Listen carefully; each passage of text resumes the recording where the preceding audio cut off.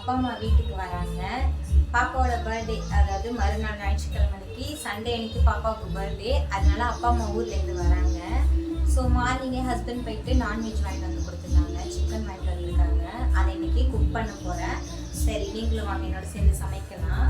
இன்னைக்கு full day vlog பார்க்கலாமா? அப்பா அம்மா வரது, நான் சமைக்கிறது, அப்புறம் என்னோட ரொட்டீன் ஒர்க் எல்லாத்தையுமே உங்களுக்கு கிளியராக சூப்பராக வந்து வீடியோவாக ஷூட் பண்ணி வச்சுருக்கிறேன். மேபி இந்த வீடியோ உங்களுக்கு ரொம்ப இன்ட்ரெஸ்டிங்காக இருக்கும்னு நினைக்கிறேன். பிடிச்சிருந்தா நம்ம சேனலை சப்ஸ்கிரைப் பண்ணி இந்த வீடியோக்கு சின்னதாக லைக் கொடுத்துருங்க. வாங்க வீடியோக்குள்ளே போகலாம். ஹலோ ஆல், இன்றைக்கி பாப்பாவோட பர்த்டே விலாக தான் பார்க்க போகிறோம். நம்ம வழவழன்னு எதுவும் பேசிக்காக இன்ட்ரோலாம் இழுக்க வேணாம், ஸ்டார்டிங் உள்ளே போயிடலாமா? இன்றைக்கி வந்து நான்வெஜ் குக் பண்ண போகிறேன். சிக்கன் குழம்பும் சிக்கன் வறுவலும் செய்ய போகிறேன். குழம்பு வந்து ரெசிபி எடுத்து வச்சுட்டேன். வறுவல் செய்யும்போது வீடியோ எடுக்கிறதுக்கு டைம் இல்லை. அப்பா அம்மா வர கொஞ்சம் சீக்கிரம் டைம் ஆகிடுச்சா, அதனால் கடகடன்னு செஞ்சிடலாமான்னு வீடியோ எதுவும் ஷூட் பண்ணல. ஃபஸ்ட்டு குழம்புக்கு தேவையானது வெங்காயம், தக்காளி, பேசிக்காக நம்ம என்னென்ன கட் பண்ணுவோமோ அதை எல்லாத்தையுமே கட் பண்ணி எடுத்து வச்சிடலாம். இஞ்சி பூண்டு பேஸ்ட்டு ஃப்ரிட்ஜில் இருந்ததே நான் பார்க்கல, இல்லைன்னு நினச்சிக்கிட்டு நான் வந்து இஞ்சி பூண்டு பேஸ்ட்டுமே அரைக்கலாம்னு சொல்லிட்டு அதுவுமே கட் பண்ணி வச்சுட்டேன். அதுக்கப்புறம் தான் ஃப்ரிட்ஜை திறந்து பார்த்தேன்னா, ஆஹா இஞ்சி பூண்டு பேஸ்ட்டு இருக்குதுடா அப்படின்னு சொல்லிட்டு அதுக்கப்புறம் அதை எடுத்து யூஸ் பண்ணிக்கிட்டேன். இருந்தாலுமே நான் ஃப்ரெஷ்ஷாக அரைச்சி ஸ்டோர் பண்ணி வச்சுட்டேன் அப்போயுமே.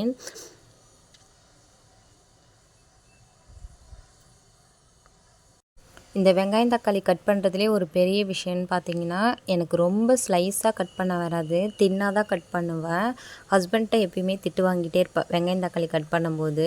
ஸ்லைஸாக கட் பண்ணுமா, மெல்லிஸாக கட் பண்ணு, அப்போ தான் வந்து வதக்குறதுக்கு ஈஸியாக இருக்கும், கொஞ்சம் கிரேவி கன்சிஸ்டன்சிக்கு வந்துடும் சீக்கிரமாக அப்படின்னு சொல்லுவாங்க. பட் எனக்கு அது வரவே வராது. நீங்களும் என்ன மாதிரி தானான்னு மறந்துடாமல் கமெண்ட்டில் ஷேர் பண்ணுங்கள். அதனாலவே மோஸ்ட்லி ஹஸ்பண்ட் வீட்டில் இருந்தாங்கன்னா அவங்கள தான் வந்து வெங்காயம் தக்காளி இதெல்லாம் வந்து நான் கட் பண்ணி கொடுக்க சொல்லிடுவேன். குக்கிங் வேலையை ஓகே நானே பார்த்துப்பேன். ஸோ வெங்காயம் தக்காளிலாம் கட் பண்ணி வச்சுட்டு அதுக்கப்புறம் புதினா மல்லித்தலை இதெல்லாமே ஃப்ரிட்ஜில் இருந்துச்சு, அதையுமே எடுத்து வாஷ் பண்ணி எடுத்து வச்சுட்டேன். புதினா என்னோடய ஆல் டைம் ஃபேவரட், எல்லா வீடியோலையும் உங்கள்கிட்ட ஷேர் பண்ணுறேன்.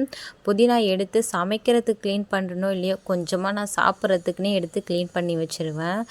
இப்போ தான் ஏன் இந்த மாதிரி அடிக்ட் ஆனேன்னே தெரியல. புதினானா அவ்வளோ பிடிக்குது எனக்கு, அதோடய ஸ்மெல்லு சாப்பிட்ணுன்னு சொல்லிட்டு அவ்வளோ டெம்டிங்காக இருக்குது. நானுமே புதினா செடியெல்லாம் நட்டு வச்சுருப்பேன். அதோட காம்பெல்லாம் எடுத்து மண்ணில் நட்டு வச்சுருவேன். அது வளர்ந்து வரும், அது துளுத்து வரும்போதே நான் என்ன பண்ணுவேன், பிச்சு சாப்பிட்ருவேன். ஹஸ்பண்ட்டு திட்டு வாங்கிட்டே இருப்பேன், அதை வளரவே விட மாட்டேறீங்க அப்படின்னு சொல்லிட்டு. இப்போ என்ன மாதிரியே என் பாப்பாவும் இருக்கா. நான் எப்படிலாம் சாப்பிட்றனோ அதை அப்படியே பாப்பாவும் எடுத்து சாப்பிட்ருவா. அதாவது புதினா நாங்கள் நட்டு வச்சு வளர்ந்து வந்துச்சுன்னா அதை பறித்து சாப்பிடும்போது பாப்பாவும் வந்து பறித்து சாப்பிட்ருவா. சரி வாங்க இப்போ குக்கிங் பார்க்கலாமா? ஃபஸ்ட்டு ஒரு கடாயை வச்சுக்கோங்க, தாராளமாக ஆயில் விட்டுக்கோங்க. கொஞ்சமாக சோம்பு ஆட் பண்ணிவிட்டு கட் பண்ணி வச்சுருக்க வெங்காயம், பச்சை மிளகாய் இதை போட்டு நல்லா வதக்கிடுங்க. அதுக்கப்புறம் கொஞ்சமாக புதினா மல்லித்தலை, தக்காளி கட் பண்ணி வச்சுருக்கிறது, நான் ஒரு பெரிய மீடியம் சைஸ் ஆனியன், ஒரு 2 தக்காளி இது தான் எடுத்துருக்குறேன் கிரேவிக்கு, அதாவது குழம்பு வைக்கலான்னு சொல்லிட்டு. தக்காளி போட்டு வதங்குறதுக்காக கொஞ்சமாக கல்லுப்பு சேர்த்துக்கோங்க. நீங்கள் இந்த குழம்புல சேர்க்குறது அப்புறமேல் சேர்த்துக்கலாம். இப்போ கொஞ்சமாக வந்து கல்லுப்பு சேர்த்து வதங்குறதுக்கு சேர்த்துக்கோங்க. நல்லா வதக்கி முடித்ததுக்கப்புறம் இஞ்சி பூண்டு பேஸ்ட்டு நான் ஃப்ரிட்ஜில் வச்சுருந்தேன்னு சொன்னாலே அதை எடுத்து ஒரு 1.5 ஸ்பூன் அளவுக்கு நான் சேர்த்துருக்கேன். அதுக்கப்புறம் மசாலா, நான் பேசிக்காக சிக்கன் குழம்புக்கு என்னென்ன மசாலாலாம் ஆட் பண்ணுவேன்னா, சில்லி பவுடர், கரம் மசாலா, அதுக்கப்புறம் சிக்கன் மசாலா, இது 3 மட்டும்தான் ஆட் பண்ணுவேன். வேறு எந்த மசாலாவும் ஆட் பண்ண மாட்டேன். இதை போட்டு நல்லா சிக்கன் போட்டு மிக்ஸ் பண்ணி விட்டுட்டு வீட்டில் அரைச்சிருப்போம் இல்லையா குழம்பு மிளகாய் தூள், அதை ஆட் பண்ணிப்பேன். அது வந்து ஒரு 2 ஸ்பூன், அதாவது குழம்புக்கு ஏற்ற அளவுக்கு நான் ஆட் பண்ணிப்பேன். எல்லாமே போட்டு நல்லா மிக்ஸ் பண்ணி விட்டுட்டு தேவையான அளவுக்கு உப்பு போட்டு தண்ணி போட்டு மூடி போட்டு கொதிக்க விட்டுற வேண்டியதான். அன்றைக்கி மசாலா போடுன்னு பார்த்திங்கன்னா நான் ஆச்சி மசாலா தான் யூஸ் பண்ணியிருந்தேன். வீட்டில் அரைச்ச குழம்பு மிளகாய் தூள் வந்து காலி ஆகிடுச்சு. இனிமேல் தான் நான் அம்மா வந்து ஊர்லேருந்து அரைச்சி எடுத்துகிட்டு வர சொல்லணும். இப்போ குழம்பு கொதிக்கட்டுமேன்னு சொல்லிவிட்டு மூடியெல்லாம் போட்டு செக் பண்ணி உப்பெல்லாம் செக் பண்ணி வச்சுட்டேன். இப்போ இந்த சைடு சாப்பாடும் வந்து தண்ணி நல்லா சுட்டுடுச்சு. சாப்பாடுக்கும் அரிசியும் போட்டுட்டு அதையுமே ஒரு சைடு வேக வச்சுட்டேன். இது ரெண்டும் ரெடி ஆகும்போது நம்மளுடைய குட்டி குட்டி வேலையெல்லாம் சைடில் பார்த்துக்கிட்டே இருந்தேன்னா கிச்சனில் மோஸ்ட்லி வந்து நமக்கு வேலையே இருக்காது. கடகடன்னு நம்மளோட வேலையும் சீக்கிரமாக முடிச்சிடலாம். நான் பார்த்தீங்கன்னா கொஞ்சம் பாத்திரம்லாம் வாஷ் பண்ணி வச்சுருந்தது இருந்துச்சு. அது எல்லாமே அது ஸ்பேஸில் அடுக்கி வச்சுட்டு அதுக்கப்புறம் ரூமுக்குள்ளே வந்துட்டேன். பாப்பா மார்னிங்லேருந்தே ரூமில் தான் விளையாடிட்டு இருந்தாளா, ஸோ எல்லா திங்ஸையும் இழுத்து போட்டு விளையாண்டுக்கிட்டு இருந்தா. சரி அப்புறமேல் க்ளீன் பண்ணிக்கலாமேன்னு சொல்லிட்டு நான் கிச்சனுக்கு அப்படியே போயிட்டேன். எல்லாத்தையுமே எடுத்து அவள் திங்ஸ் எல்லாம் அரேஞ்ச் பண்ணி வச்சுட்டு பெட்ஷீட்லாம் போட்டு நீட் பண்ணி வச்சுட்டேன். கொஞ்சம் துணியெல்லாம் வாஷ் பண்ணி வச்சுருந்தது அப்படியே சோஃபா மேலே கிடந்துச்சு, அதையுமே கையோட மடித்து வச்சுட்டேன். இந்த வேலையெல்லாம் செஞ்சுட்டு போய் பார்த்தா நம்மளுடைய குழம்பு ரெடி ஆகிடுச்சு.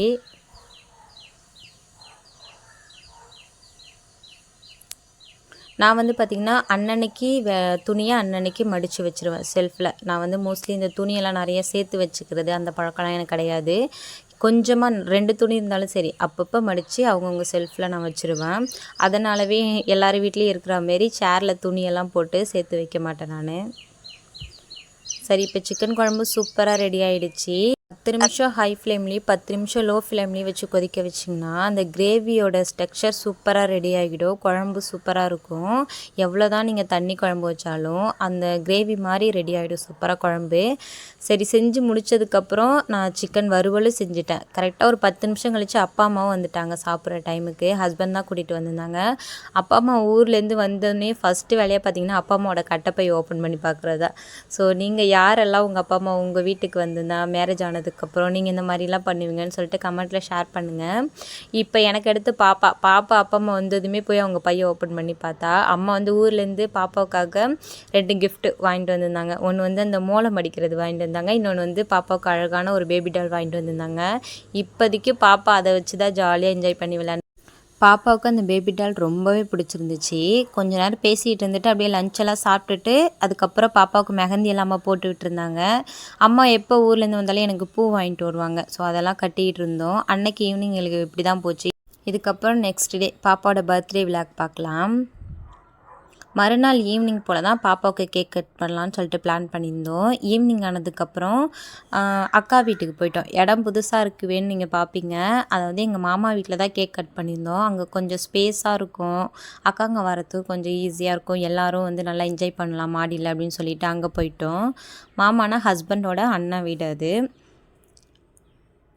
ஸோ எல்லோரும் வந்ததுக்கப்புறம் கேக் கட் பண்ணிக்கலாமேன்னு சொல்லிவிட்டு கொஞ்சம் முன்னாடியே போயிட்டு நாங்களும் ரெடி ஆகிட்டு போயிட்டு கொஞ்சம் டெக்கர் எல்லாம் பண்ணிகிட்டு இருந்தோம். ஹஸ்பண்டும் மாமாவும் தான் கொஞ்சம் இந்த பலூன் கட்டுறது டெக்கர் பண்ணுறதுன்னு சொல்லிட்டு பண்ணிகிட்டு இருந்தாங்க. பாப்பா ஒரு சைடு அவங்க பட்டிலேயே எந்த சேட்டையும் பண்ணாமல் விளையாண்டுட்டு இருந்தாங்க. ஏன்னா அவங்களோட ஃப்ரெண்ட்ஸு அவங்களோட அக்கா தம்பிலாம் யாரும் இன்னும் வரல, வந்ததுக்கப்புறம் தான் அவங்களோட வேலையை ஆரம்பிப்பாங்க. அது வரைக்கும் கொஞ்சம் ஜாலியாக விளையாண்டுட்டு இருந்தாங்க எங்களை எதுவும் டிஸ்டர்ப் பண்ணாமல்.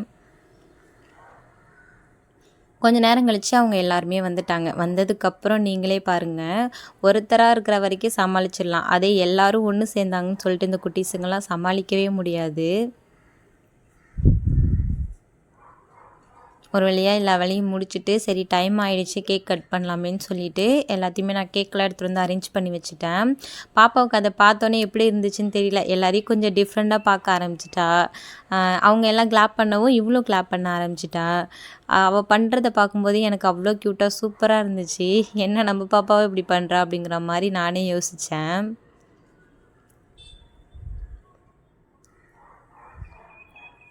அதுக்கப்புறம் கேக் கட் பண்ணுற அந்த டைமிங் வரும்போது எல்லோரும் கிளாப் பண்ண ஆரம்பிச்சிட்டாங்க. அப்போ பாப்பாவோட ரியாக்ஷன் நீங்களே பாருங்கள்.